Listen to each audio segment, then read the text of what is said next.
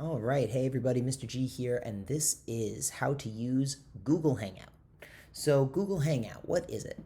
It is a free video conferencing software developed by Google, obviously. And what it does is it allows you to video connect with, I think, a fairly extensive amount of people. I don't think there's a cutoff. I'm going to show you how this software works and how it sets up. Pros of Google Hangouts, it's a couple of buttons and it works. It's simple, it's intuitive. Downside is that I believe if you don't have Google accounts, which some of our students will not have because we've never expected them to, it can be kind of difficult to use or difficult to log in. So I'm going to show you how to set one of these up and then we'll play around with some of the features. So let's get started. Google Hangout. A couple things you could do to get to it. First, if you click this button here, it's going to pull up a lot of your Google tools and it'll pop up here. In a pinch, if you ever get confused, you just go ahead and you type it in Hangout. There you go. And we have a couple of them there. So just for the sake of being convenient, I'm going to click Hangouts over here. And now you see it has me over here because I've logged in as myself. So if it's you, it'll say something different.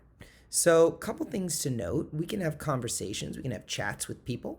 We can do phone calls. And then if you click down here, you can see all of these things at a glance. I believe over here is a chat.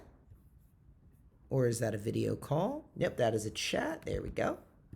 And let's stick with these over here. So if you wanted to do a video call, you would click on the video call button. And what we're going to do is we're going to give Google access.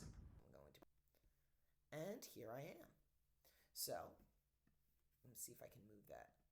There we go. So here I am. So I'm the only one here, as you can see. If I wanted to, I'm going to go through the features a little bit so you can see. I can turn the camera off by pressing this button. You see the picture there. I can press that microphone and I'll mute myself. I'm not going to press it because I'm not sure if that'll mute me as I'm actually talking. A couple other things here. If we click over on the settings, we can change what inputs and outputs we're using.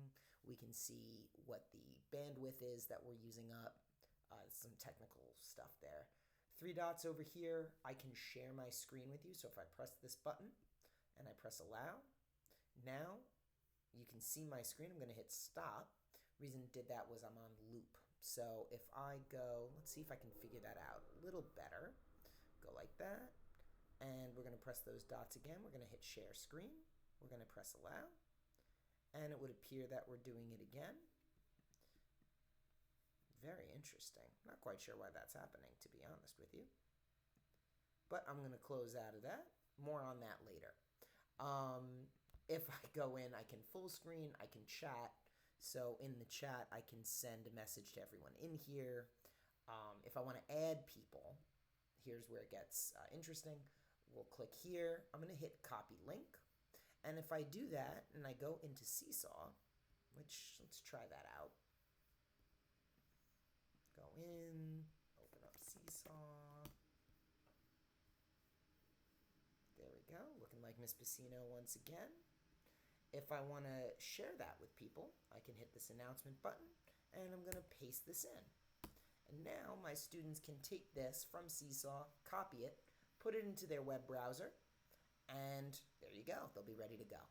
So folks, that is, I think, the basics. Now, again, if you had their email addresses and you knew that they had Google emails, you could send them an invite that way.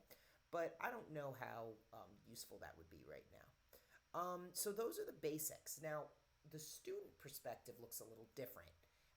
As you're logging in and as people come in, you'll see sort of yourself in the middle and you'll see other people appear on the screen.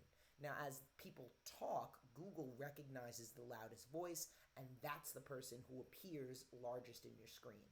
Once they stop talking, the next loudest person will revert into sort of a central position. It takes a little getting used to, especially if you have multiple people talking loudly at once. That being said, in a Google class, people can mute other people. Now, there may be a way for you to turn that off. I do not, as of right this second, know how to do that.